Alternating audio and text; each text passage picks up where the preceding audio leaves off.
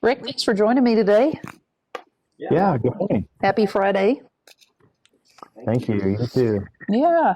Well, I wanted to touch base with you about some curriculum stuff, just to kind of touch base. We had a PLC day like a week or two ago. I think y'all probably were on some campuses doing work too, but we looked at reading scores, literacy, and then we also talked a little bit about performance tasks in the social studies department. So kind of wanted to check in with you because, I've heard they've shared information with me regarding the performance tasks and what they understand about the expectations and the purpose. And I think we've kind of heard about them for a few years now, but my understanding is that there's a new expectation for the tasks, a district requirement. So I wanted to touch base with you on that, see how the curriculum ties in, and then just ways we can support social studies. Okay, so we want to focus on performance tasks. Yes. Well, in that case, I'm going to share my screen with you. Okay.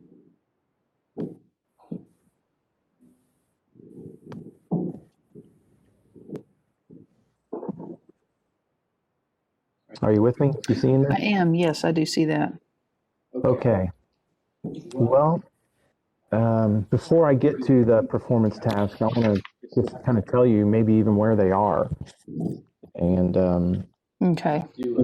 do a quick drive-by. This is an example of what one of our curriculum documents looks like. This is 8th grade, Unit 3, and you can see at the top, this is supposed to take around 5 weeks to go through this unit. Mm-hmm.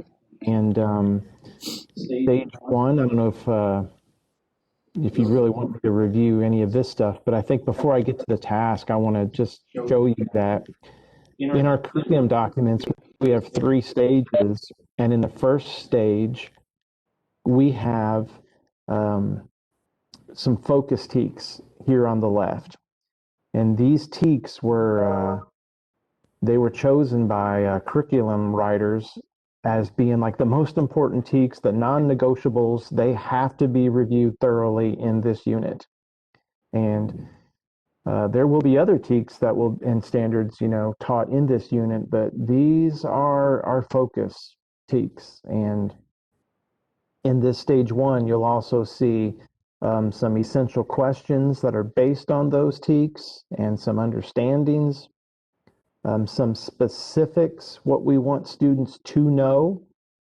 And then when they know those things, some skills that we want them to use with the content. So whenever you see skills on any of our documents, you'll see words like evaluate, analyze, summarize, cause effect, sequence, maybe some prediction. You'll see skills that we want them to practice with this content. And I know you want to focus on performance tasks, but I thought we should at least see stage 1 of our document first, because there's also a transfer goal. And this transfer goal is supposed to be the overarching essence of the unit.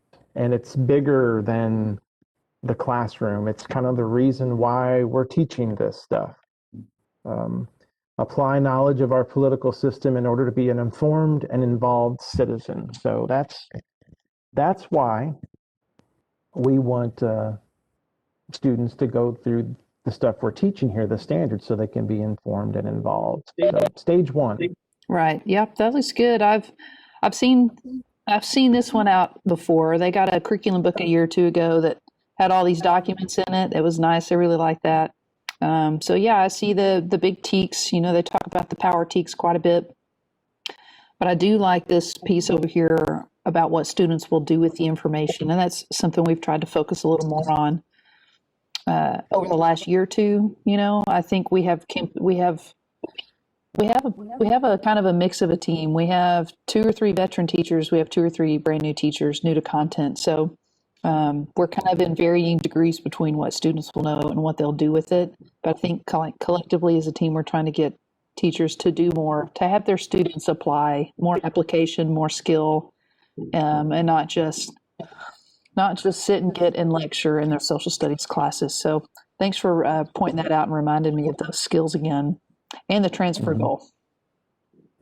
Yeah, we've got to go over that transfer goal before we talk about these performance tasks that you want to review, because the transfer goal will be the attempt to take the stuff that we're learning and transfer it to kind of like our everyday world. Like I just said, it's supposed to be bigger than the classroom.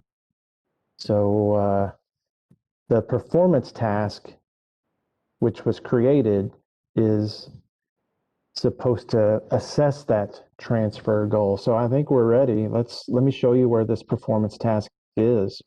Great.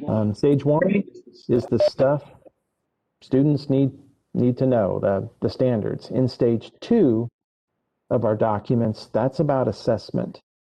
And the first thing in stage 2 says performance tasks. So here's the little blurb that we're asking, the assignment that we're going to ask students to do. And you brought up, yeah, this is a district initiative. So, teachers, they teach those standards and they create lessons, and we give them the power to work their magic and put their stamp on their lessons because they know their students. Now the task is something that our district is doing, saying we're asking every 8th grade teacher to do this and every student to do this. And there is going to be some wiggle room for teachers to, assign this to their students, and they know their students, like I just said. But for the most part, this is a standard lesson that we're asking everybody to do because we're going to try to get some data from it, and I'll show you that data in a minute.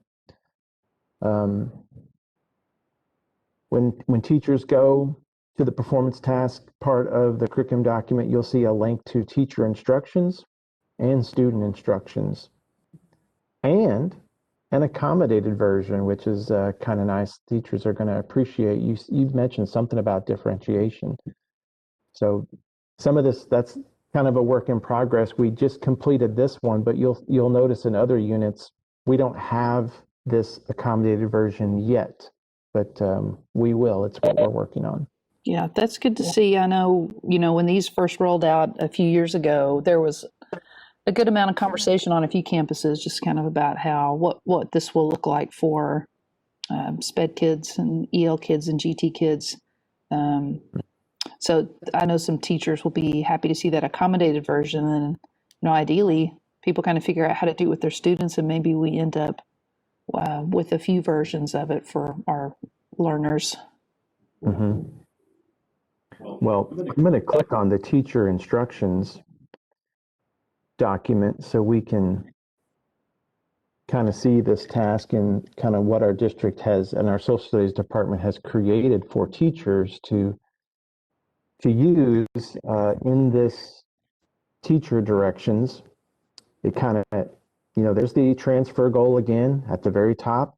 Why we're putting out this type of task is to assess the transfer goal. We have an estimated time. We tried to make these 90 minutes, and because you'll go through this and you'll see, I mentioned that 5 weeks for the unit. We're always up against the clock on getting things like this done. So teachers they're gonna like that this is not a 2, 3, 4 day. This is a week-long project due at the end of the week. It isn't that. It is this is done at the end of the unit when we've taught all the standards. So those things have been taught. Now, how are we transferring those standards to something that's authentic to us, to the student? And this is a government unit, and this is 8th grade, so we're talking 13-year-olds. How authentic can a government lesson be to a 13-year-old? Well, I think we did a really good job on this lesson, because what students are going to do is they're going to kind of review some legislation that might affect them. And that's kind of the idea of the lesson, but I wanted to also show you this because we have a instructional framework that shows how you could possibly open the unit, stuff to do with the students during the work session, and then maybe how you'd close the unit. I think teachers will appreciate this structure. Oh, there's an announcement going on. Okay. Okay, good. So I think teachers will appreciate this type of structure for them, especially brand new teachers. And for the most part, they're going to follow this structure because, like I said, we're looking for some specific data that's consistent across the district. So if a teacher in one of your departments you work with says, well, I like the idea, but I want to do more of this, you might have to have a conversation that we can't get too far off what we're doing here because of the consistency. So this is a standard. I mean, the expectation is this: everyone is pretty much doing it as it is, aside from any modifications or adjustments for SPED or GT or students who need some form of modification or accommodation. Exactly. So the content and the expectations will be the same. Yeah, I can see these notes being really helpful. I think this is a new feature. Is that right? We didn't have this before with the tasks, these teacher notes. No, not a structure like I that. like it. I guess this may or may not be a question for you too. Is this something that's also across the content level with the teacher notes? Yes, every content has their instructional framework, and they should have a guide that kind of says how to implement this lesson. Mm-hmm. And it looks like in here that y'all have provided everything a teacher could need to do it. So, like I see a link to an evidence gathering form. I see a link to informational resources or links where teachers can go or students can go find information about the legislators they're reviewing. But looks nice to kind of cut down some of that prep work for teachers. That's the plan. Yeah. That is the idea because, the teachers should have taught all the content before they get to this. And I think you'll always have a never-ending debate on what an authentic lesson looks like. And when I just said I think we did a good job at this, I want to show you when the students get this, the student instructions. This document here is what would be handed out to the students, and hopefully it pulls them in right away. Because you can see it says, we've studied the Bill of Rights already, and as a student, we're finding out that you might be far more impacted by government than you knew. So we're talking to 13-year-olds here, and every student direction will specifically say your task is to something. Your task is to create something. In this example, we're having students create a letter to a legislator, clearly stating an opinion on a selected policy that impacts them. So maybe they don't know. And what you were just saying about seeing all those links, we are trying to have everything ready for them. So they don't have to spend a day or two researching online, trying to find things in a never-ending internet search. So what we did here was we created, like you just saw a link, they have to pick a policy, and I'm going to click on this link here because they're going to have a choice to pick a local policy, a state policy, or a federal policy. Again, this is for the students to already have in place. And when I said there's a debate on what makes things authentic, well, this was the attempt here. You can see if they want to look at some of the local policies, includes curfew. Yes, that affects our 13-year-olds. We hear teenagers talk about curfew. There's a littering ordinance, a bicycle, moped. This is local stuff for kids. And on the state level, we've chosen some evidence to look at some articles about the driving age. And here's an authentic article about how much school they are required to get a year. So we've got some good local, some good state, and federal. You know, in the federal, the one thing that some of our 8th grade teachers were talking about, how do we get 13-year-olds federal? Well, there's federal labor laws that restrict kids from getting certain types of jobs, and all of this stuff should be authentic to a 13-year-old. I mean, here when we get to selective service, that's 18, so they're still a few years off from that, but federal, that was kind of close. And then we talked about the voting age at 18, which I'm kind of going through this pretty quickly, but the student gets a choice to pick which one they think maybe is a good policy, or a policy that needs to be amended, or a policy that should totally be thrown out and something new.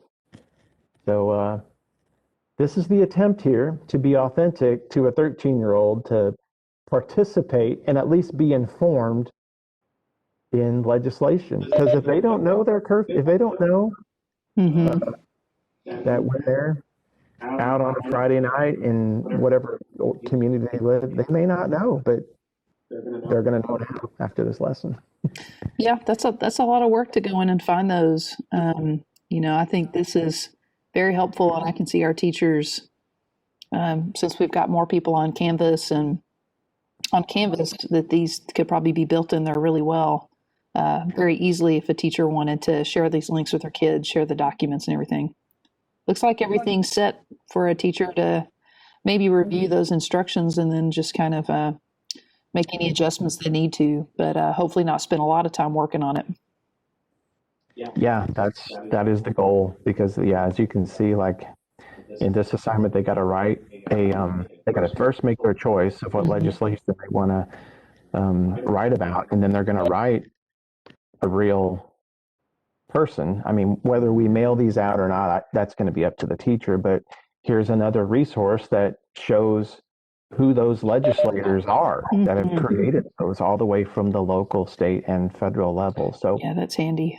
Yeah, the resources are there, but as you look at other performance tasks where maybe they're reading an article or going to some kind of website, we're really going to continue to try to have the best resources there. And I think through teacher feedback on some other tasks, we might hear, hey, maybe we should use this resource. And, we're going to always look to make these better. Yeah, it's very helpful to come through here to get this walkthrough, before we continue the conversation with teachers. I think 7th and 8th grade has a task now. I see people in the documents. So when I get back to campus, we can kind of chat about it, make sure everybody has what they need. But this is very helpful right before they get going on it.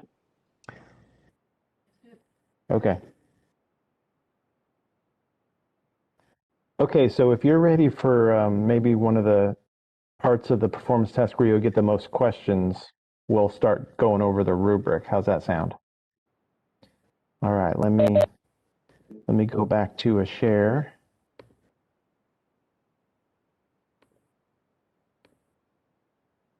All right. Yeah, that's good, because I've had a lot of, I think I did say this earlier, the kind of the bigger concerns, and you've kind of addressed one of them, is having the time to do and implement a new task like this at the end of the unit, after a lot of teachers have already given a test over the content. So I think there's been some confusion over that you've clarified, because this is not a content assessment. They've already assessed the content. This is an assessment of a transfer goal. So that'll help with my conversations. But then also like what grading will look like in the rubric. So I'm glad they're pulling this up. Yeah, so those focus teaks, I'm trying to remember, had words like the Federalists, anti-Federalists, maybe Alexander Hamilton was taught in this unit, along with some other people from that time period. Well, this performance task will not mention Alexander Hamilton, and it will not mention anti-federalist party, because this is, like I said, it's supposed to be authentic to them, why we learned the stuff. So in this rubric, because of what you just said, we've assessed those standards already. What we now want, the data that we want to collect from this, is we want to see how our students, and can you see the screen? I can. I see evidence. Yes. Okay, I just wanted to make sure because I'm hovering over. We want to make sure that our students can use evidence well, find the correct, accurate evidence to form their perspective. We want to make sure our students can analyze evidence and resources. And in the end, we want to make sure that they can communicate it. So those are the three main topics to this rubric: evidence, analysis, and communication. And we are going to leave grading up to the teachers. So, if teachers are looking at this rubric and they're just like, well, if my students master this whole assignment and they get 4 out of 4, and that's 12 points, is 12 100%? We're not addressing that. If the teachers want to create some kind of checklist, some kind of exit ticket question, that if they really want to take a grade on this, they can do that. But what we want is to work on these skills of analyzing evidence and communicating it. Okay. Yeah, because I think some will, they'll want to attach some, a lot of what I'll hear was students try harder if they know something's being graded. So I think some people will want to add some point values to this, but as far as the district goes, there's no stance on whether or not these are graded or any grades are submitted.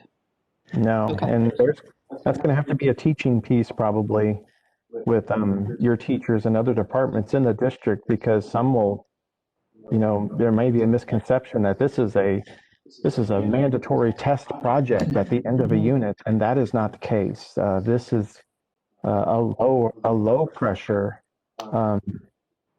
authentic lesson that we just hope students can get into and own it, because they've got choice in this. But no, this is not a test. Week-long project has to be a test grade. It doesn't have to be a minor quiz grade. It's up to the teacher what they want to do with this.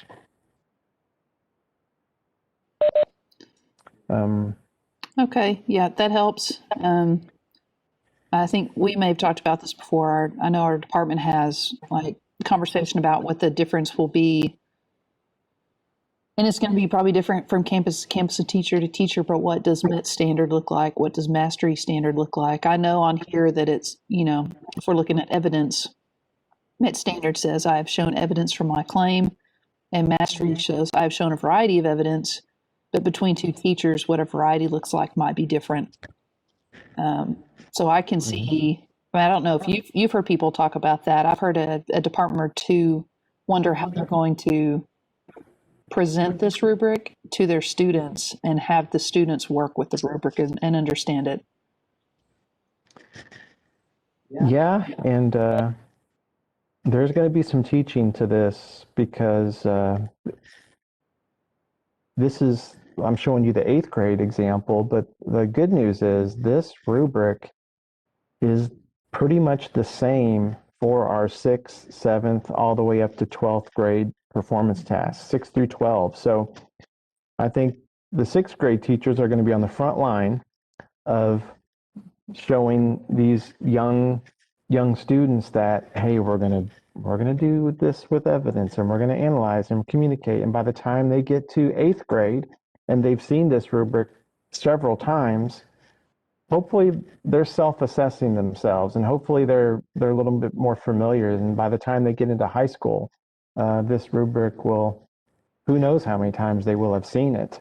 And, since this is our first year of having this type of district initiative, who's to say this rubric might change before the end of the year.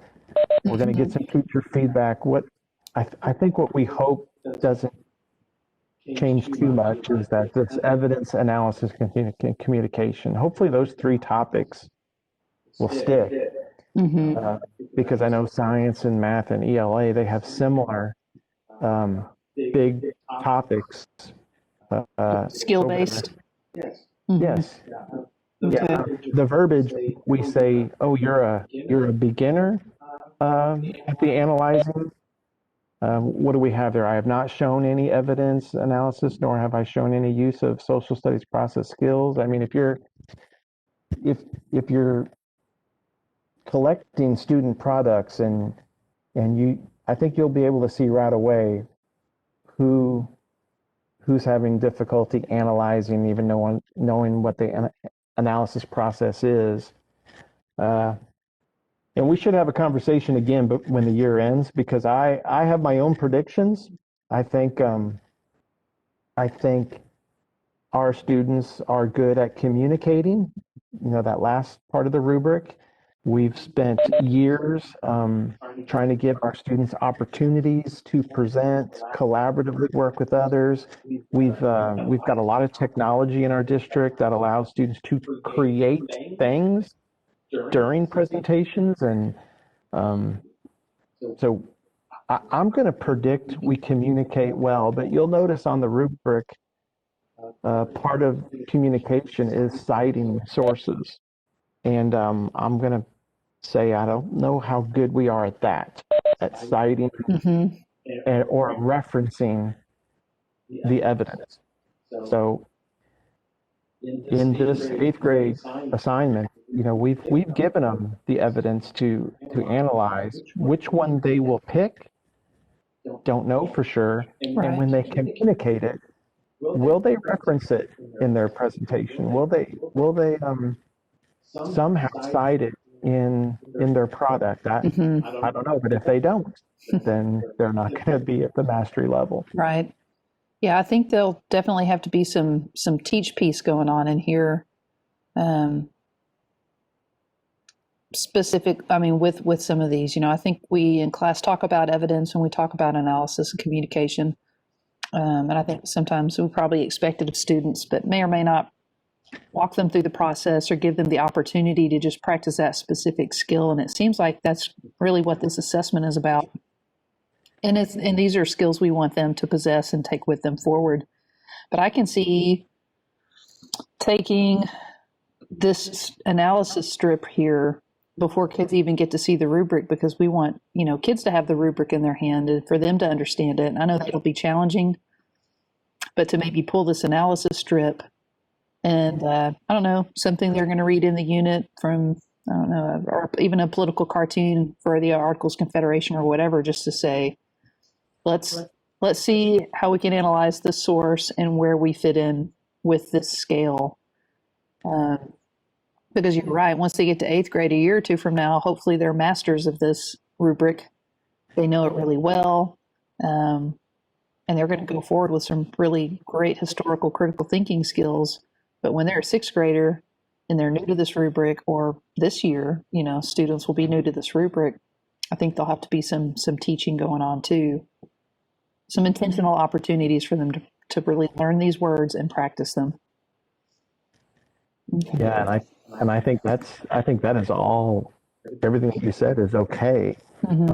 We're hoping that by the time they get up to high school, or maybe towards the end of their school year, they're no matter what grade level they're in, they're growing in these categories, and right.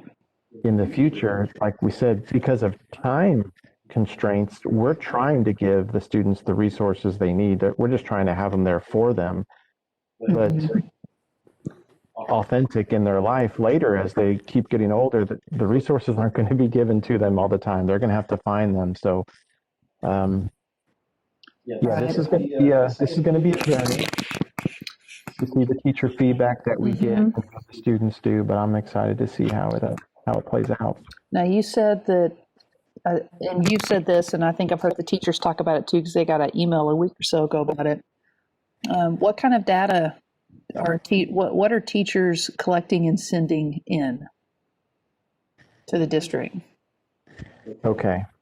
Let me scroll back down. This rubric is embedded in the this assignment. They've all been put in Canvas. So since our teachers are pretty well versed in Canvas in our district, and that's the way a lot of teachers push out their assignments. This rubric is attached to these assignments that we've shot out to everybody in the district. So when they bring in these performance tasks into their Canvas course, and students turn in the tasks digitally, we have a speed grader option in Canvas that allows us to just look at that rubric and give them the scores.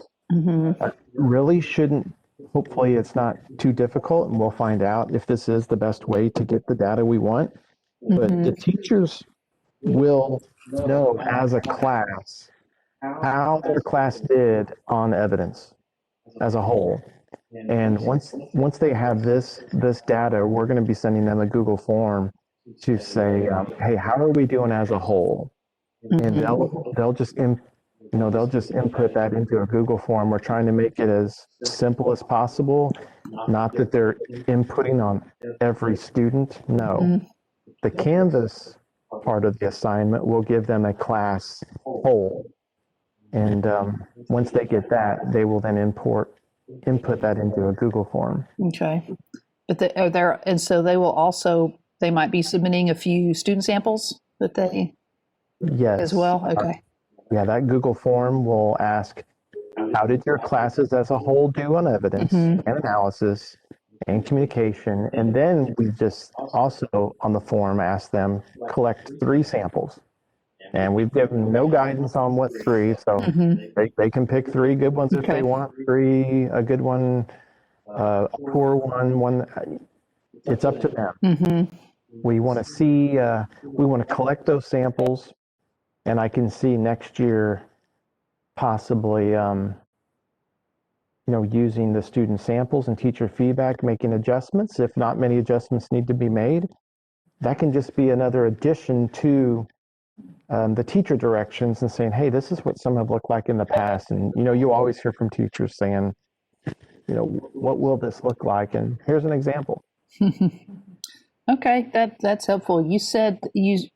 So when I asked about data, you said that, teachers will be able to do some of this through Canvas. Is that something they need to build in Canvas, or does the social studies team already kind of have something that they can tap into? Yeah, we've already got them built.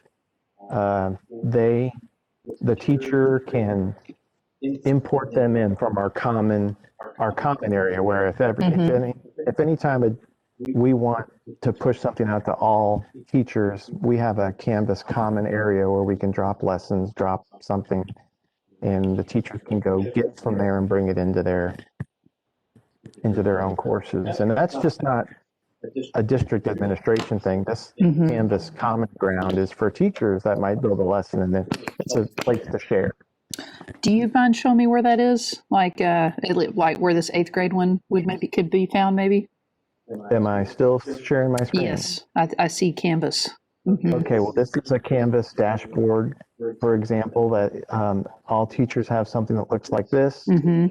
Over to the left where it says Commons, they click on that, and that takes them to the district. What can I call this? It's just a big old mass database of things that have been shared. And you can scroll through the 2,000 things, or luckily we have a search, and I bet if you just type in 8th US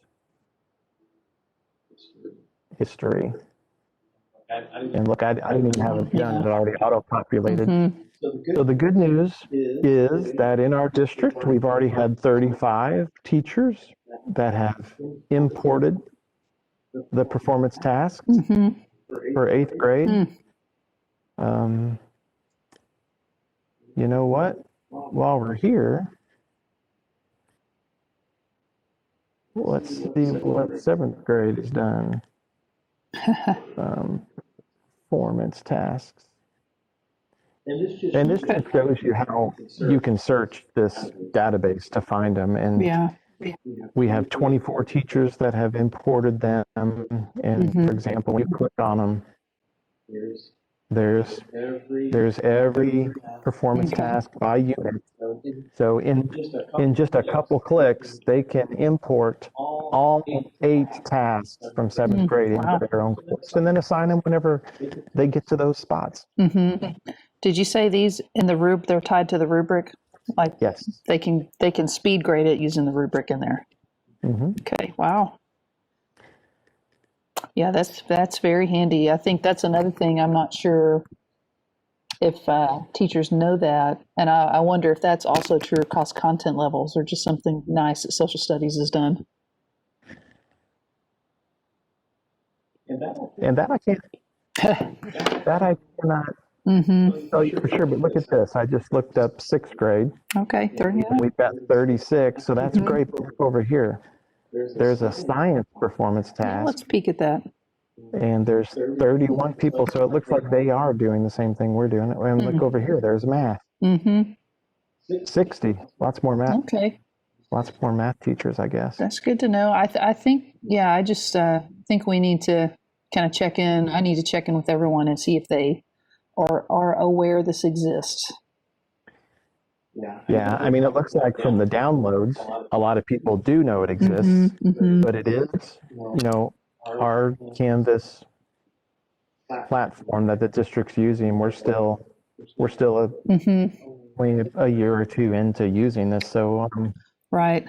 There's some training and things that's learn from that too. Yeah, there's a lot to take in. I think also considering who's teaching in person, who's teaching remote, who's teaching virtually. But it looks like everyone has access to these through Canvas.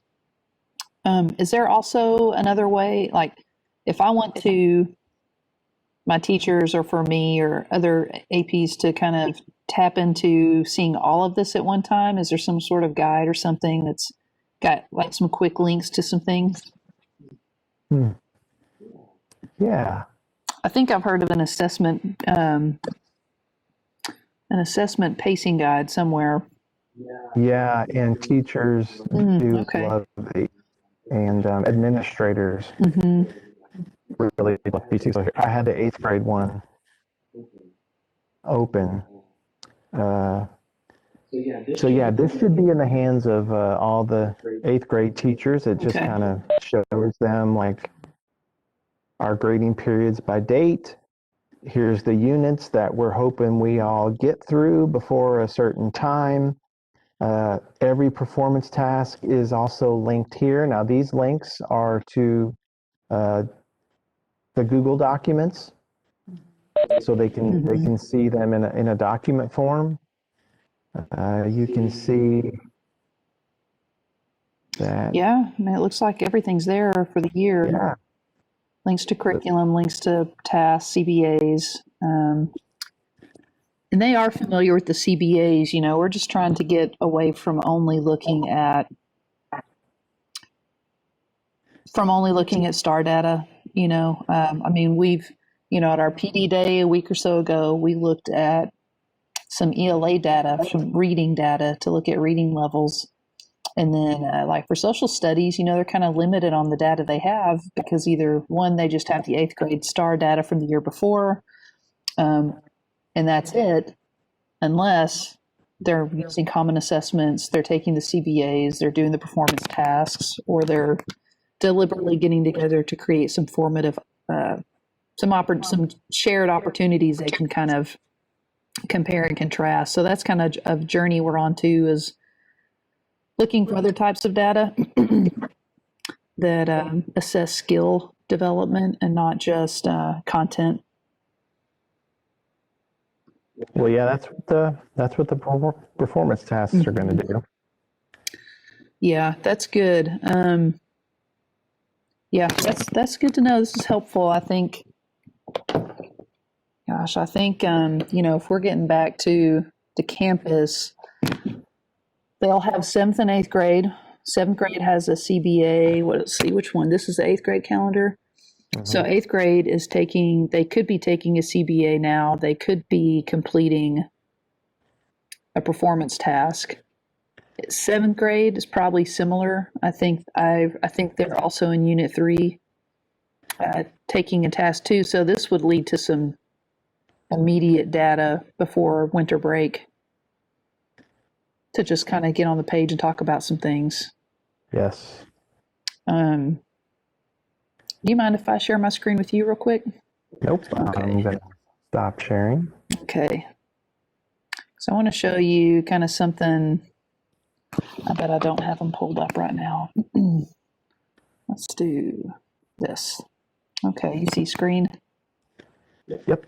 All right, try to not delete your box there. So, yeah, I mean, this is why I wanted to touch base, was to look at the curriculum documents, talk about performance tasks.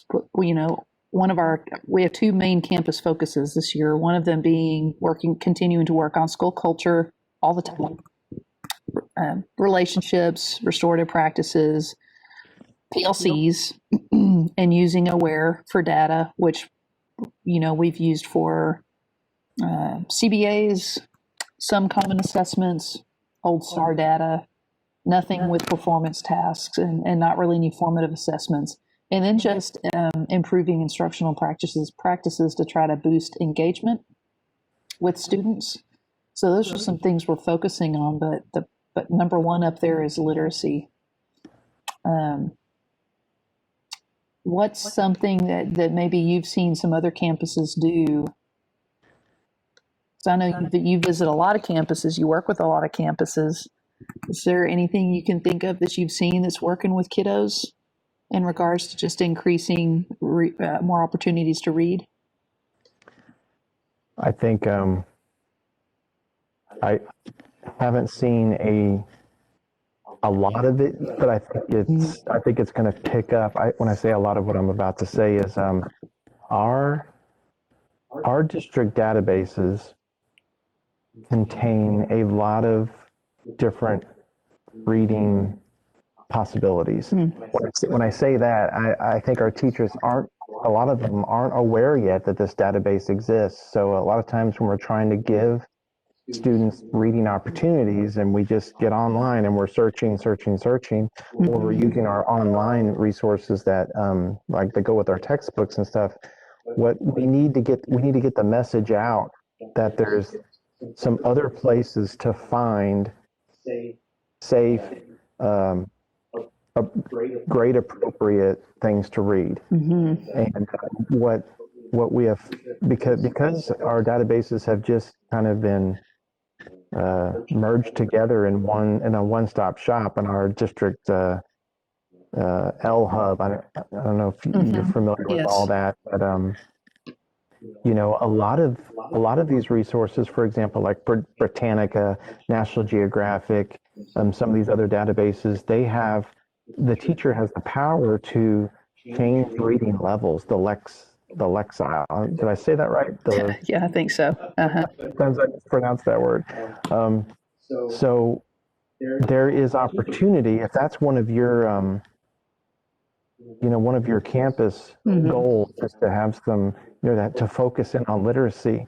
When teachers realize these tools exist, that articles and resources for students to read can be found. They can be embedded into their Canvas pages. They can be whatever, however they distribute it to the students. And the good news is we're not breaking any copyright rules because we have purchased these things, so we can save these articles. We can make some edits, and we can work with our ESL and special ed specialist liaisons to say, hey, I want to get my students to read this.